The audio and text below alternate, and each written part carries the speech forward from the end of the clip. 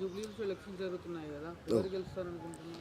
ఇక్కడ మేము అనేది మల్కాజ్గిరి నుంచి వచ్చినాము. మా ఎమ్మెల్యే సాబ్, మా కార్పొరేటర్ సాబ్ ఇక్కడ మా కార్పొరేటర్ గారికి ఒక బూత్ అనేది ఇచ్చినారు. ఆ బూత్లో మేము తిరుగుతుంటే పబ్లిక్ స్పందన అయితే బాగున్నది. బీఆర్ఎస్ పార్టీ గెలుస్తుంది అనేసి మాగంటి గోపీనాథ్ ఆల్రెడీ హ్యాట్రిక్ కొట్టినారు కదా 3 సార్లు ఎమ్మెల్యే. దానివల్ల వాళ్ళది మంచి పేరు అనేది ఉన్నది. ఎక్కడ పోయినా కానీ ఇదే చెప్తున్నారు, మంచి పని చేసినారు, మంచిగా ఉన్నారు. ఇప్పుడు కాంగ్రెస్ అంటే కాంగ్రెస్వి చాలా మైనస్లు అయితే ఉన్నాయి. ఫ్రీ బస్ అన్నారు, మహాలక్ష్మి పథకం అన్నారు. ఇది హైడ్రాది అయితే చాలా మైనస్ ఉంది. హైడ్రా వల్ల చాలామంది ఇదే అంటున్నారు.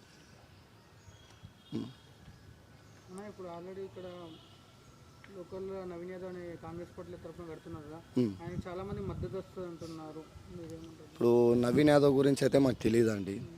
మాకు ఇక్కడ లోకల్లో చాలామంది చెప్తున్నారు ఏంటంటే కాంగ్రెస్ పార్టీకి చాలా మైనస్ ఉంది.